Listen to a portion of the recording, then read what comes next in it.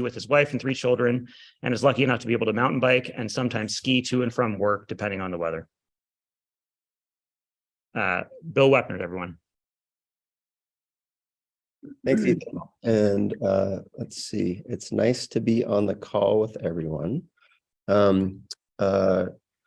I'm actually going to do a quick introduction, then turn it over to Helen Brown, who'll be talking about the main aspects of the report.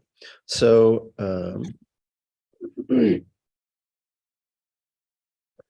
quick disclosures. I work for the VA and have an academic appointment with the University of Washington. Helen works for the University of Idaho, and then we're involved in outside nonprofit organizations. This is just to say that this work or our presentation does not necessarily represent the opinions of the folks for whom we work, and we don't have any financial disclosures. These are all nonprofit organizations without financial relationships. In terms of what we want to talk about today, the objectives for the talk would be to look at the big picture in terms of economic impacts related to climate change, and then to focus on some specific examples of how healthcare systems can address climate change and the associated costs. Hopefully in the chat or with voice or in person, discuss what we need to be measuring and assessing moving forward. We'll frame this by giving an update related to the most recent assessment report, which came out just in March. They had synthesized all of the most recent findings related to climate change, and have shared that as part of a report. It comes out of every about 5 or 6 years. They've put these together since 1990, and this informs much of the discussions regarding the projections as well as the risks associated with climate change. And I thought one quote was particularly important, which was by one of the authors, who says here, "The scientific evidence is unequivocal. Climate change is a threat to human well-being and health. Any further delay in concerted global action will miss a brief and rapidly closing window to secure a livable future." So with that sense of pressure, but also hopefully some opportunity that comes along with it, we want to think about how we can address the climate impacts related to health locally. With that, I'll turn it over to Helen, who's an clinical associate professor in movement sciences at the University of Idaho, with over 35 years of public health experience. She was the lead author of the health section of the Idaho Climate-Economy Assessment, and will walk us through some of the things that we reviewed and maybe some of the things that we can review. So I'll turn it over to you, Helen, and just let me know when you want me to advance slides. Okay, thanks a lot. I'm glad to be here. I'm online here in Moscow, Idaho. So this was a really interesting opportunity. The Idaho Climate-Economy Impacts Assessment really came from some earlier work that had been done with the University of Idaho in the business community in Idaho to really think about an important way to think about the impacts of climate is to think about the impacts to the economy, Idaho's economy. And so given that, the McClure Center at the University of Idaho brought together researchers from throughout the state. We weren't all from the University of Idaho, to lead a nonpartisan, science-based and broadly informed assessment. And I stepped up to take the lead on the health section. And I've given this talk before, and I've taken a picture of a wheel and a wheelhouse on a boat to say, this wasn't my wheelhouse. Public health's my wheelhouse, data's my wheelhouse, understanding health equity. But I felt like it was the public health issue of our time, my time. And I had I was expecting the birth of my first grandchild, and I thought, I have to do this work. And so I dug deep into it, and that's what I'd like to share with you, what we did, what we found out, and how I think we could move forward. Next slide, please. So we developed this by convening researchers across the state, primarily from the University of Idaho, but not exclusively, working with businesses, nonprofits, tribal organizations. And we all worked on this for 2 years. We started in 2018. The report was published in 2021. It was a long process. We had external review.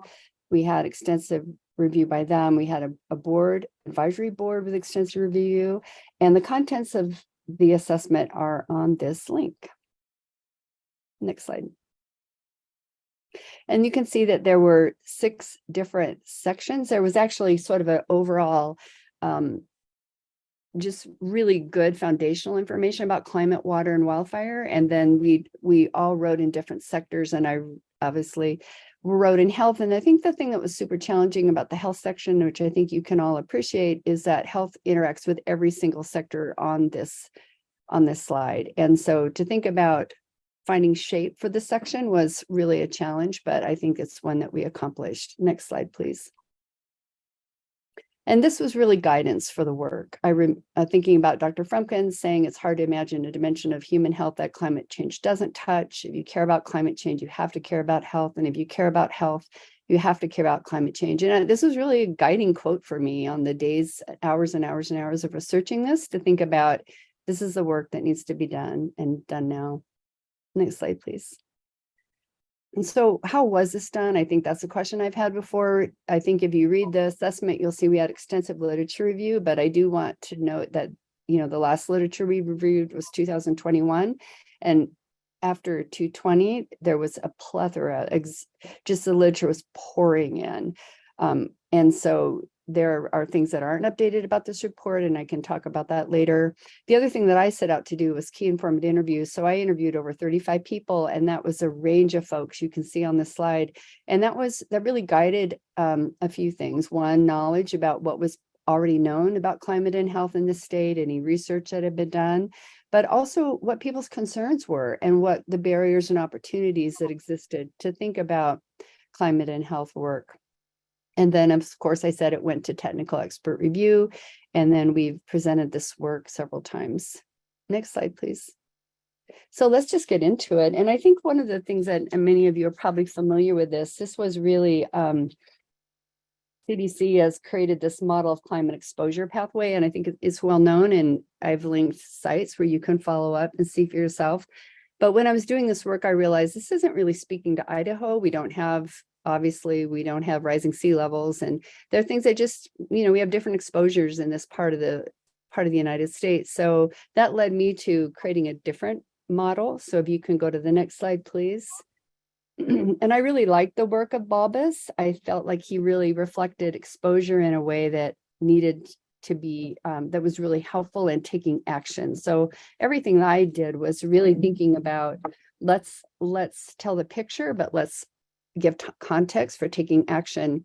And so I used Balbus's model, which I thought was great, but I tried to create Idaho-specific context, Idaho-specific context for social and behavioral context, and then our exposure pathways are just different. And so the way I would encourage you to look at this, and I know that there's a lot on this slide, so I hope you can take the time to spend a little more time with it, but you know, when I think about this slide, I think the drivers are in blue. So when we think about where we can make impact, where we can assess and understand, and where we can make impact in the environmental and institutional context, these are all things that influence what we can do and what we can change and what we need to be aware of and think about. And so that's the environmental and institutional context. And on the right, the social and behavioral context. And I'm a public health person with a lot of, I teach health promotion, and I think a lot about social behavioral change.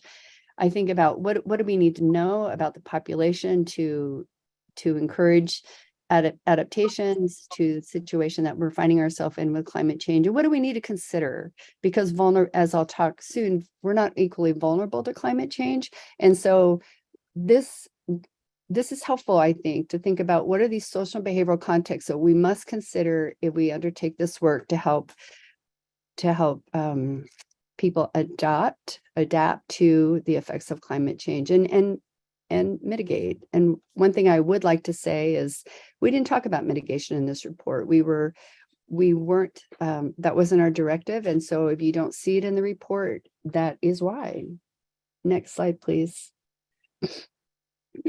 What I quickly came upon, and I know that I've talked to Bill about this quite often, is that vulnerability is different. And when we think about the health effects of climate change, we have to think about vulnerability, and we have to think about as, who's sensitive to climate change, because we're not equally vulnerable and we're not equally sensitive, and we don't even equally have the same exposure. So I might have a residence that has AC, and so I have a different exposure to heat days than other people that don't.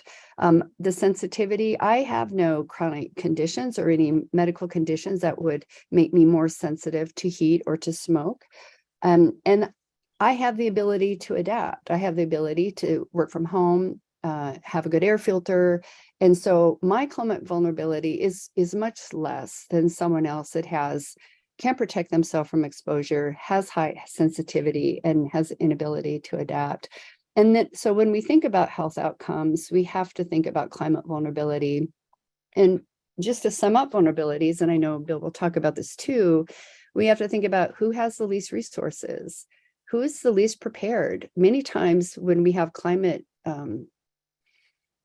crisis, like a wildfire, they're rapid. And so people need to prepare rapidly, be ready to go, have somewhere to go rapidly. And that just doesn't, that's quite an obstacle for people that might have low resources, have disabilities. And so we have to think about that. And then, of course, there's occupation-based vulnerability, which I'll talk about. And then we still have vulnerabilities that we have to consider that are based on racism and gender and location. There are great differences in location and where people can have ability to adapt. Next slide, please. CDC's done great work thinking about this, and so has the American Public Health Association. And this is a graphic that might be familiar to many people. I think it's helpful. I think it helps us understand vulnerability in a way and why some people are more at risk than others. You know, when I think about this list, and I won't go through all of them, I know that through the research that I did, I know that it was clear to me that climate change amplifies health risks. People that have pre-existing conditions, it makes it worse. People with disabilities are much more climate sensitive they're much more sensitive to climate conditions. And one thing that I think is really important to note in Idaho is that we have people that are really sustained by natural resources, and that might be tribal communities, it might be our rural agricultural communities, logging communities, but people are sustained by natural resources in the state in a way that other more urban states are not. Next slide, please. So the arc of what I did in the report, and I'm not highlighting all the groups, there's just simply not time for that. But I want to talk a little bit about where I went with the report and why I did what I did. And one is, so we framed the issues about climate and health, but then I really focused on the vulnerability in Idaho, and thinking about health data is something that I do at the University of Idaho. I'm really committed to making sure that local public health departments and cities and counties have the most refined data that they can have to make strategic public health decisions. And I quickly became very concerned about the vulnerability of crop or agricultural workers in Idaho. We know that they have 20 times, agricultural workers have, especially migrant seasonal workers, have 20 times the death rate compared to all occupations. And they say that 33 to 79% of agriculture workers have experienced heat-related illness. I know that's not a refined number. And actually, it's hard to get data on this. And that's when I'm doing this work, I'm thinking about what else can we know? What else should we be able to know? What's true about this in Idaho, in many states, most states in the nation, is that there are no outdoor work standards. During the New Deal in 1930, they made a lot of employee work safety standards. They were codified by law, but outdoor work standards were not. And so this is a group that's largely been unprotected. And there's states like Oregon, Washington, California, North Carolina, who've actually set standards such as rest time, shade, water. And it's really important that to consider that is not the case in many of our states that rely heavily on agricultural workers to do this work in the heat of the day, and especially when it's hot and they're exposed to smoke as well. And what about OSHA? People say, well, don't we have OSHA? And really there's a general duty clause. So but this is as specific as it is, and that's why other states have included other labor protections. So I just want to highlight a couple vulnerabilities, and that's one that I think it's important to highlight. Next slide, please. Another vulnerability, and I also want to be sure to say that I don't speak, I'm not representing the opinions of tribes in Idaho. And in fact, the climate assessment report chose to keep these comments brief. And the goal would be that there will be a section that will be written, authored by tribal communities. And because many of them are conducting their own assessments, as one is the Nez Perce has done an assessment, the Coeur d'Alene tribe is completing a climate assessment, and some of the best work that I've seen done on climate assessment and plan preparedness has come from Native communities, and I think we can learn a lot from what they've done and how they're planning and to address these issues. And so there's a list of things here that you can see on the slide. I won't take the time to talk about all of them, but what I'd like to say is that what struck me doing this work was I realized that people that are more connected to natural resources are experiencing and will experience climate change in a way that was unfamiliar to me. And as I was listening and having interviews with stakeholders, I realized that their very lifestyle, cultural, spiritual practices are greatly at risk and harmed by climate change. I'm a nutritionist, so I think about food and first foods and how that's impacted when people are not able to get to their hunting grounds. People told me that their plants have moved to higher elevations. They have to look for different places for their plants. And there are just so many economic impacts that for people who are already stressed economically, for heating and cooling, et cetera. So I think this is a particular concern in Idaho. And I think that's one thing that I'm hoping that we can really partner with tribes in Idaho to help mitigate some of these risks. Next slide, please. I think it's just a beautiful picture and an important quote that I wanted to share with you. Spent quite a lot of time talking to people on the Nez Perce Reservation about their work. Next slide, please. There's so many areas that I could talk about that impact health in Idaho, but I wanted to talk about mental health just briefly because we have the 5th highest rate of suicide. We have 1.5 times the national rate of suicide in our state. And there have been studies that are linking climate change, especially conditions of drought, crop failure, and heat to suicide. And I'm sure you all aware in this room that we have low access to mental health providers in our state, as does most of the nation. And this already high rate of mental illness, there have been studies. The census was doing pulse study. They're called pulse report studies during COVID. And 1/3 of Idahoans reported levels of anxiety. And writing this report when I did was this perfect storm of thinking about climate change and the mental health impacts. And then it was COVID on top, was exacerbating mental health challenges.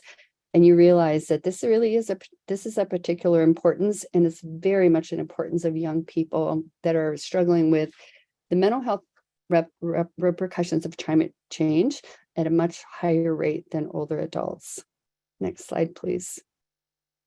And the last kind of vulnerability I want to mention is this idea of food safety and nutrition and distribution of food. And there were so many lessons learned during COVID. So I was doing these interviews during the pandemic and talking to the Idaho Food Bank, who said the demand was so high that they couldn't keep up with the demand. People were coming in for food that they'd never seen before. And then even when more food was made available, there wasn't storage for food. And so what they realized is, given crisis, they really needed to build up capacity to deal with crisis. And I think this is important because in the event of wildfire or in event of other natural or climate related conditions or natural conditions, we really our food system needs to be better prepared than it is. And then there are so many food safety issues with climate change that I won't even get into, but I think nutrition is an important factor to think about. Next slide, please.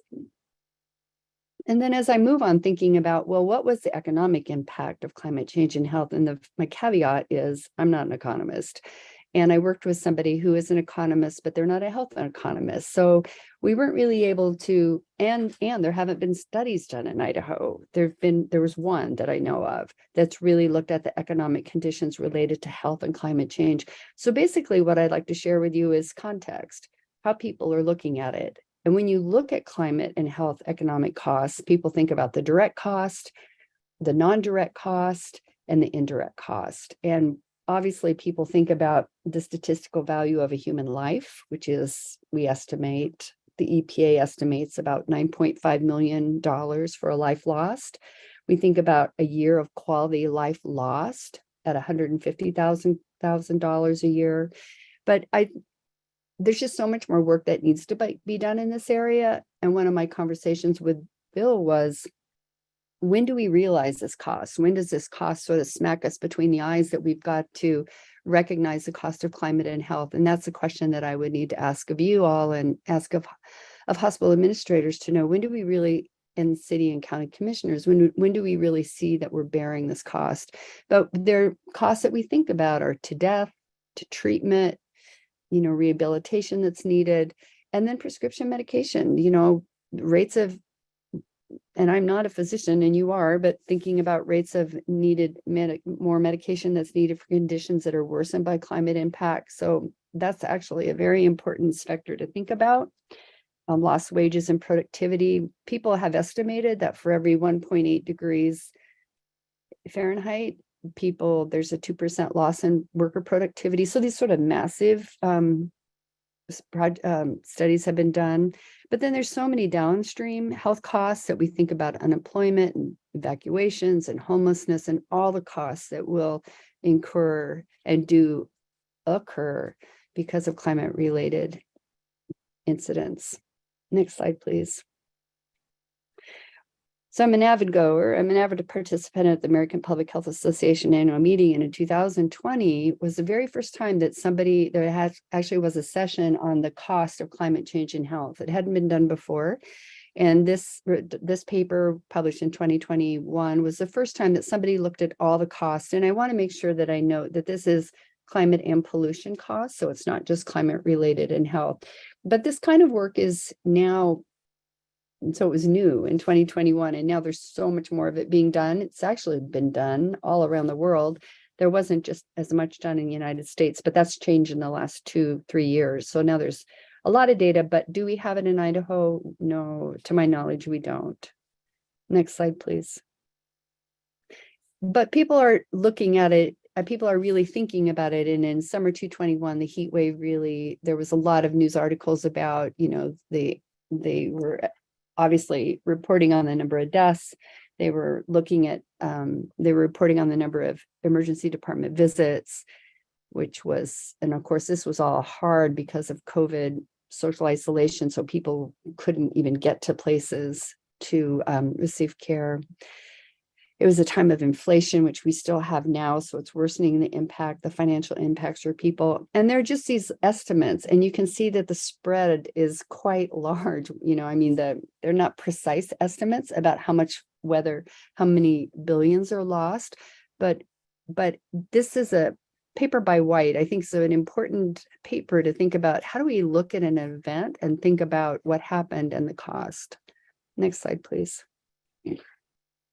So what were some of our challenges in this? And I'll be wrapping up in the next 5 minutes. One is, we just have limited research on this area. Boise State led some great work on fire, the relationship with smoke. They're starting to really think about that from cost perspective, but there's been very little work done. There is opportunity for it, which I'll talk about in a minute.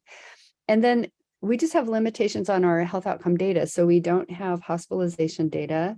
And we do have emergency department data. We have Essence, which has been helpful. We tried to look at utilization of EDs with smoky days. That sounds easier than it is, just because of the way we detect air quality levels. But there are some measures that we could use, which I'll talk about in a minute. And the last is just, we haven't had funding and prioritization. So at least 16 states have been funded by CDC to do climate assessment and develop a plan. That money is hopefully more of that money will become available, but we haven't had funding for that, and we haven't had a prioritization at a state level to really assess the impacts of climate change and health. Next slide, please. So there are models out there, and one that's very popular, and CDC will, if you get CDC, if you're successful getting CDC money, you're required to use the BRACE model. And I won't walk you through the model, but it starts with assessing and figuring out vulnerabilities and the disease burden and developing a plan and then evaluating your plan. And there's so many examples of states that have done this. You can go online and see, Oregon has a really excellent plan. Montana has it's a small state, but it has a plan. Utah. So I spent time looking at all the various plans. But one of the things we can do this now, is identify vulnerable populations. And we could definitely establish warning and communication systems. That's something that I see other states doing. And my perspective is that the assessment was a good start at thinking about where we are, but we need to create systems where we can do monitoring and surveillance of risk and vulnerability. And then I know that Bill will talk about climate-informed healthcare, so I won't talk about that. The only thing that I would mention is that, one of the areas that we could work on in this area is to think about more plant-based, plant slant diets to help mitigate climate change. And engage communities and learn from others. At the heart of anything that CDC talks about is that we have to engage communities. That communities know what's happening, and communities have answers, and sometimes communities need help making their plans reality. And then, of course, we need funding, and how this comes about to do this work is to be told, to be revealed. Next slide, please. One of the things that, I hear in public health a lot, and I really resonate with, is we know what to do. We know what to do. We need to prioritize and do it. And this slide is to share tools with you, and I won't go into the tools. It's just that we can assess vulnerabilities in Idaho. And part of my work in the report was to try to do that. There's actually some really great new tools since I did the report. And the first one is the Climate and Economic Justice Screening Tool. It's excellent. And then I hope you can take a look at the disease modeling that we've done at the University of Idaho and Modeling Idaho Health. We've taken public health district level and modeled it to counties. So I think it's helpful to understand vulnerability. And then the social vulnerability index map is a map of vulnerabilities, of social vulnerabilities, and it was prepared for emergency response, but it really gets into, you can find out on a county level about housing and transportation and poverty, racial ethnic configuration. So that map is actually quite helpful. And Spark Map is great. I think it's a little dated, but you can find air quality standards, heat index. There's some things on that map. They're compiling data for that. And then I think that Bill will talk about this, but the justice, equity, diversity, inclusion, this work wasn't available when I was writing this, but thinking about JEDI questions and all the work that we do is super important for this work. Next slide, please. And here's an example of a very well done report. It's simple, brief, it's easy to understand. This was done by Multnomah County. And what they did was they selected 12 indicators, climate health indicators that they would measure. And they're just consistent about it. So the decision they made was what are the 12 that we'll measure and how will we track it? And their disease outcomes. And then they said, how will we know? And so they are measuring it by their ED data. They have hospitalization data that we don't have. There's a couple ways that they're getting death and injury data. And of course, climate change increases communicable diseases and vector-borne diseases. So those are reportable. So they're measuring that and looking at air quality. So I like this report a lot. I think it'd be a really good model for us to follow in Idaho. Next slide, please. Next and last slide. So last, if I could sit down with a group of people and say, let's get started. You know, I think this is my list, and it's not in order of priority, but the first is increasing awareness. And that's what we're doing today. I'm really grateful that you're all here. And then there are so many resources that describe the risk of extreme heat and poor air quality to workers and schools. And just making sure that people know these resources and we use these resources because they're excellent. I think we need warning systems and health communication for extreme weather events. That was really obvious in 2021 when they knew the heat was coming, but the health communication to get people to safety was lagging. And we have to prepare for extreme weather events. My husband is a Presbyterian pastor, and we were getting calls from public health saying, "Do you have cool air?" Which, I mean, we didn't know. It wasn't cataloged in our community about who had cool air to bring people to, and we have to be ready for that, and clean air too. So my last one, I just think my dream was that we would work on better protection standards, and it's for agriculture workers, but it's also people in care settings in schools. One of my big learnings, aha moment in this is we don't have indoor air quality standards. We have outdoor air quality standards, but on a smoky day, kids might be better outside than inside, depending on the HVAC system. So we have to understand how to have safe settings for vulnerable people. So with that, I will turn it over to Bill. Thanks. Thank you, Helen. So I appreciate Helen's perspective and some of the takeaways from the interviews, as well as the analyses that she helped to lead. I'm going to transition this a little bit away from the health economics perspective into maybe a little bit more of the finances, and just for some definitions from a non-economist. Health economics tends to be big picture, general questions about resources, how we assign those resources, what we need to pay for. Lots of questions around efficiency, effectiveness, and then behaviors around seeking care is in the health economics realm. Finances, traditionally is about banking, credit, monetary debt, but it's about paying for things, who pays for it, how we pay for it. And this is a lot of what the healthcare system has to grapple with related to healthcare, or related to climate change. If we zoom way out to the United States healthcare spending perspective, this graphic, I think, helps to represent where the healthcare spending majority is and who's paying for it from a payer perspective. Not most of it, but the largest plurality would be hospital care, followed by physician and clinician services, clinical services after that.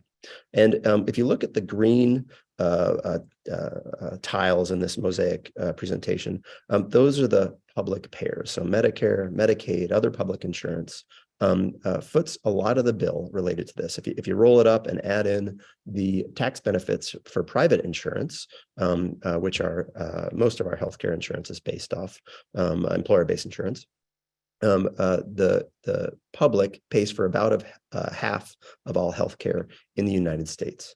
So realizing that we're all paying for this, I think would be the takeaway from this slide. Ironically, the folks that will be paying for this aren't the ones that contributed to it the most, I would say. And this is an infographic from the New York Times, which looks at of the richest people in the world, and then of course looking at the United States as well. The highest income and of course highest spenders were the most likely to contribute to carbon and greenhouse gas generation, which makes sense. They're consuming more, they're flying more, et cetera, et cetera. I'll reiterate the fact that the poorest 50% that did not contribute to this will be the ones that are disproportionately affected because of where they live, their resources, their ability to respond to health effects of climate change that Helen referred to previously. Finally, another big picture consideration as we talk about these costs is the value of healthcare. So the Agency for Healthcare Quality and Research and Quality, or AHRQ, put forth this publication last fall regarding how we might reduce healthcare carbon emissions. And one of their proposals was to change the consideration of accounting from cost-based, how much do things cost just in dollar figures, to value-based. And the idea that value would be the health outcomes for patients and populations, divided not just by the financial costs to the payer, to the healthcare system, but the environmental and social costs would be part of the denominator as well. So a bit of a shift in terms of how we would consider costs and value, but when we talk about climate change and health, an important one. All right, pause for a second. We'll step back from big picture concepts, and we'll just do a quick trivia. And this, people can participate in the chat and just put in your answer if you are feeling brave, or you can, I don't know, phone a friend, look it up online. You can do whatever you want. But last year, Congress passed and President Biden signed the largest investment in greenhouse gas reduction and climate change action, aimed at reducing emissions by 40%, not 50, but pretty close, by 2030. The name of this bill was A, Build Back Better, B, Inflation Reduction Act, C, Infrastructure Investment and Jobs Act, D, the Climate Emergency Act of 2021, clue there, it's 2023 today, or this year, or E, California Climate Commitment. Another interesting piece of legislation, but the fact that it says California should give you a hint. I can't see the chat, Ethan can, and he says, is everybody, are most people right, wrong? What do you think? Most people are right. Most people are right. Excellent. So y'all know that this is the Inflation Reduction Act.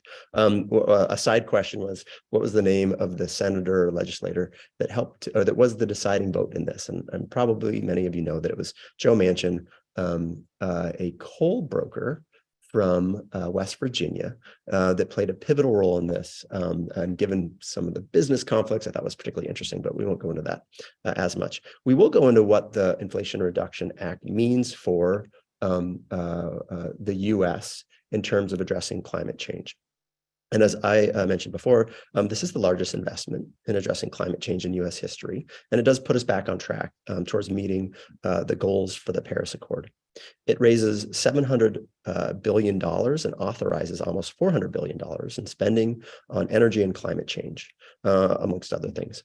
And it builds on the infrastructure law from 2021 that also aims to address some of the infrastructure issues related to climate change, which focuses on modernizing the electric grid, developing electric vehicle chargers and batteries, and improving our transportation energy system. Okay, so lots of money out there. How are we going to get it to where we need? And I think there's probably lots of smart people on this call that know about how you might route this type of money. But one thing I want to call out is the Justice 40 initiative, which is a executive branch whole of government initiative, which aims to direct at least 40% of the overall benefits of certain federal investments like the IRA to disadvantaged communities that have been historically marginalized and overburdened by pollution and will be adversely affected by climate change. So you could bring up the climate and economic justice screening tool that Helen had mentioned earlier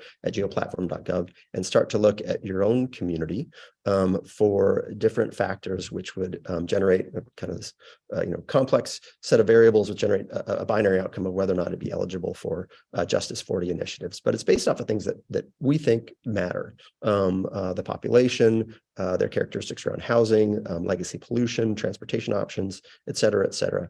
A nice application of geographic information systems to try to direct money where it would be best served. And to pause and just point out this infographic from the New England Journal of Medicine from this year. This is particularly important related to structural racism and how this has perpetuated not only wealth inequality, but increased risk for those that are in sacrifice zones. So areas that are particularly polluted because of public policies around placement of different industries, as well as financing for home loans, which specifically redlined or picked communities of color and were less likely to allow them access to loans and support, which continues to put them in a risky situation. So Justice 40 hopes to address this. Another national level thing, which I think is relevant for healthcare systems and folks in Idaho, is that the Health and Human Services Department reopened their health sector climate pledge. So they did this about a year ago. People thought, oh, shoot, we missed that deadline. Now we can't do it. And the HHS said, nope, you can. They reopened it. And if you read into their fine print, you can continue to sign on, and they'll roll it up each year. So they're going to continue participation in this. What this pledge is a pledge to reduce organizational emissions in keeping with the Paris Accords, to name an executive level lead for reducing emissions, and then to begin to look at both mitigation, reducing greenhouse gas emissions from healthcare systems, and adaptation or resilience plans related to climate-related harm. So another useful opportunity. Parallel to the governmental efforts is this one by the nonprofit Joint Commission.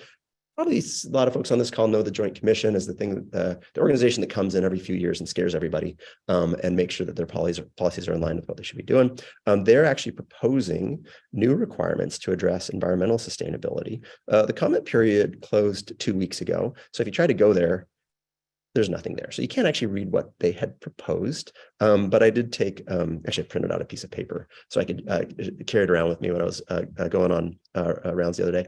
And I listed it here, and it parallels the HHS pledge, where a specific hospital leader would be named. The hospital would measure 3 or more of the following things listed there, and they would develop written goals and action plans to address them, and they'd continue to do so. This got a fair bit of pushback from folks in the administrative area of hospitals. They're a little bit concerned, sounds like, about the additional burden that this would put on an already cash-strapped system post-COVID pandemic. But at the same time, sustainability-minded groups have offered a lot of comments in support of it. So we'll see how this turns out. I think it'll be kind of interesting.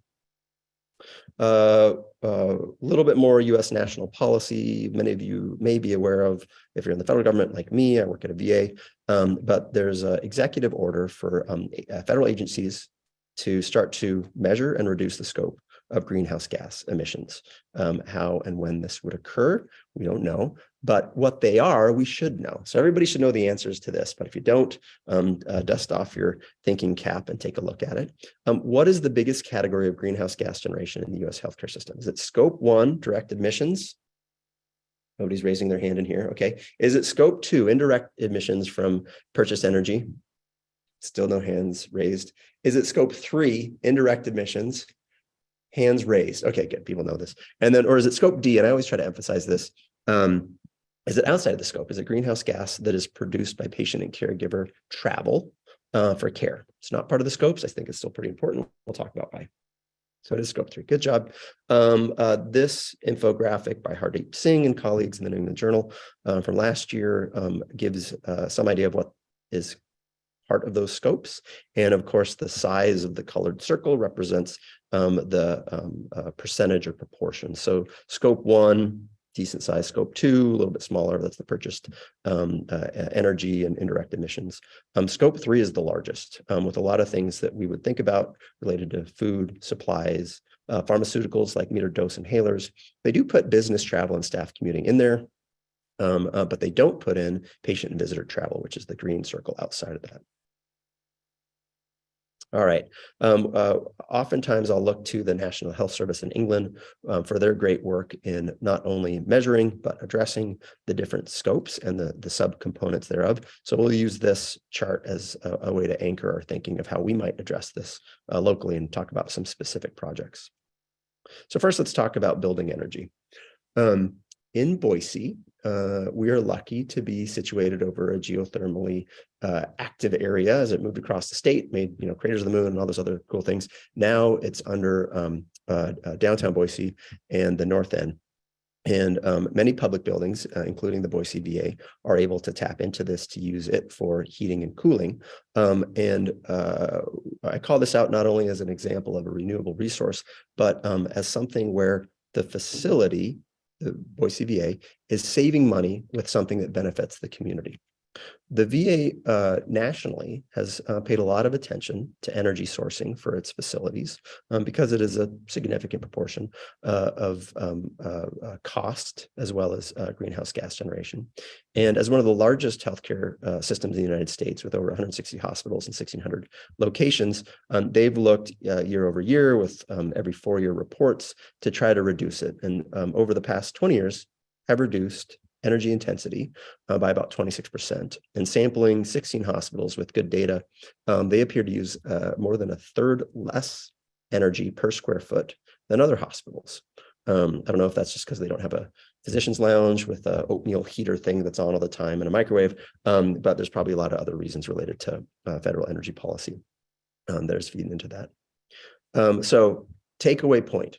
The concept of co-benefits that we talk about related to patients, where, as Helen was encouraging earlier, we might have more of a plant-slanted diet, which helps the patient's health, plenty of evidence, and helps their community, helps the planet, honestly.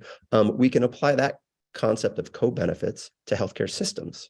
And a healthcare system can engage in an action such as energy conservation, and engaging in renewable energy sources that not only benefit its bottom line, but benefit the health of its community as well as the greater environment. Okay, let's see, back to the National Health Services once again, and we'll zoom in on supply chain. There's a lot in here, but we'll just look at one specific thing. I'm particularly excited about this project or this example because it's a project that trainees, internal medicine residents, and pharmacy ambulatory care residents at the Boise VA and also St. Luke's have been working on. And this is data from their background analysis suggesting that reusable gowns or washable gowns have excellent literature for not only being safer and more effective, but they can save money, divert waste from landfill. And when you look at a life cycle assessment, comparing reusable gowns versus the disposable, yellow gowns that we grab, throw on, walk in a room, walk back out, throw out, thousands and thousands and thousands upon per day.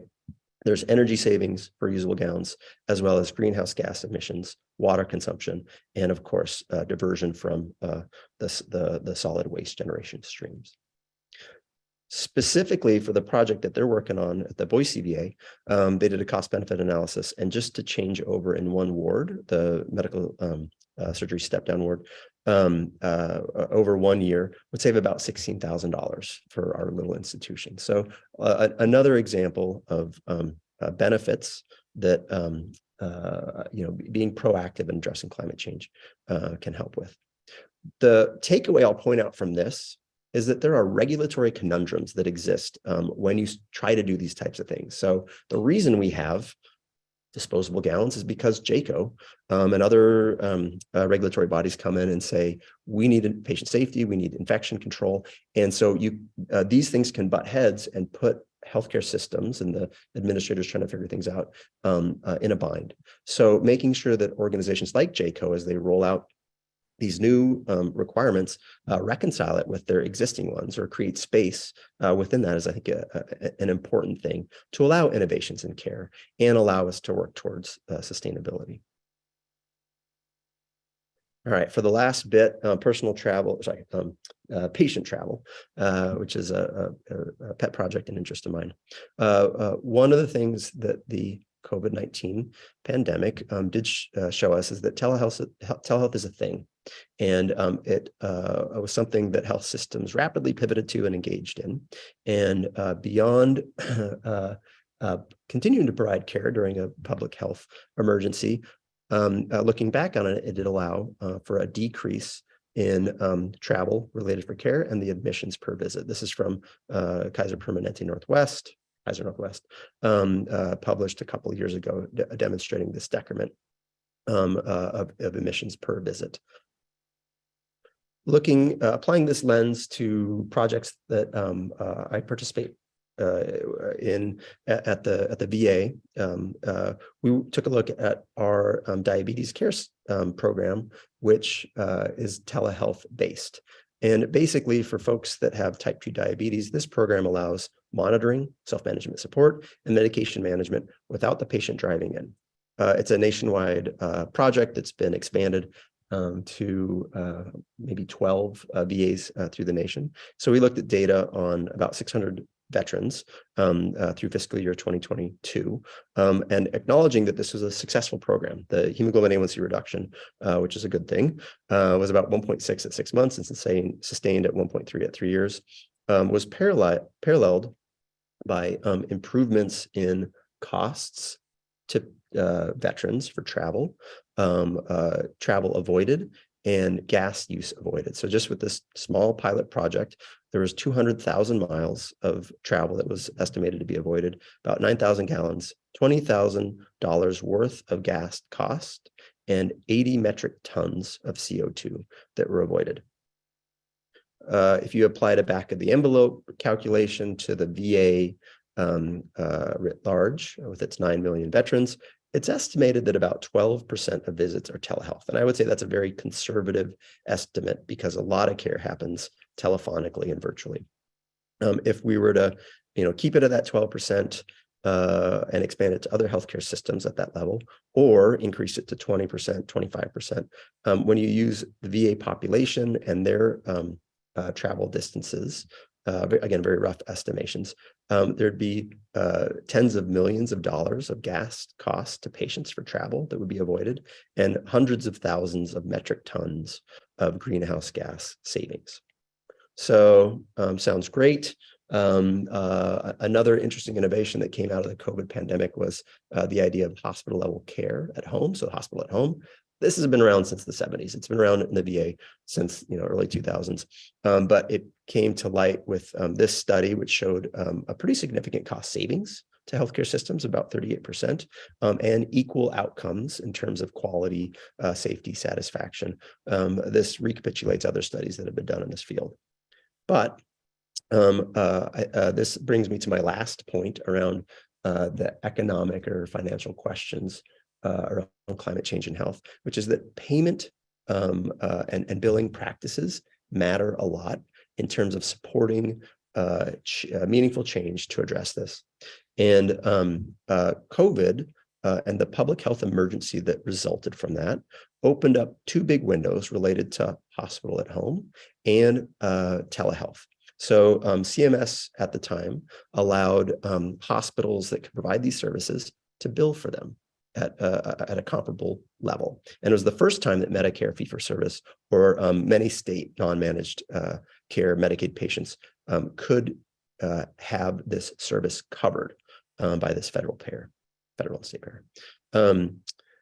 Similarly, telehealth, for telephone visits, video visits, had the same billing amounts during the COVID-19 pandemic and public health emergency as face-to-face.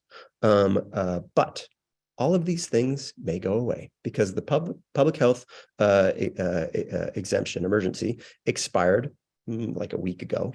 And even though as part of national legislation, they said, well, let's hold off, we'll keep this waiver going through December of 2024, there are big questions as to whether or not billing parity will persist or payment parity will persist in CMS and Medicaid services, and of course, whether private insurers would follow that. So time-limited opportunity that if you have routes to advocate for this, this would be the time to do it. Okay, with that, we'll wrap up and just cover takeaways. So first and foremost, I think there's ample evidence that climate change will increase healthcare costs in a variety of ways. And that healthcare systems can develop co-beneficial practices, applying this to their own financial bottom line to reduce the cost of care while improving the health of their patients and their communities. Finally, as is usually the last sentence in any research article, more work is needed to measure, mitigate, adapt to, and advocate for whatever topic we're talking about. And this one is a particularly important one. So with that, we'll turn it over to Ethan to field some questions and say thanks for your time. Yes, indeed. Thank you so much, Bill and Helen. What an outstanding talk. Really highlights the amazing work that's being done, but the huge work that needs to be done to make the healthcare system more sustainable. I had a few questions I wanted to run through. I'll just kind of open to both Bill and Helen. The first of which is, what are some of the key findings that you felt you noticed but were unable to include in the Idaho Climate-Economic Impact Assessment? And to follow up on that, as both Idaho Clinicians for Climate and Health and St. Luke's are community partners with Boise State on this Healthy Idaho grant project, what are some focus areas for research that you think are most in urgent need to investigate for Idahoans in the setting of climate and change? Well, To Helen. all right, thanks, Bill. Sorry, I'll start with key findings not in the report. I think partly it was just I wrote 75 pages, so it was condensed to 29. So there were a lot of things, basically just data about what was known about these different health conditions. Currently, what we knew about vulnerable populations, that kind of information was redacted. It was just too long. But Modeling Idaho Health can really give you that information if you're trying to find out about some of these chronic core conditions that people that are exacerbated by climate change. We had a project where we looked at conditions that increase severe COVID, either death or hospitalizations or use of ventilators. So we looked at many of the behavioral risk factor surveillance indicators that led to more severe COVID. So you'll find good data there. So that's one thing. But the other thing, I think it wasn't exactly a finding, is that we weren't making recommendations. And so that was not my understanding when I first went around about this. So I had lots of recommendations, based on what I read that other states were doing and other nations were doing.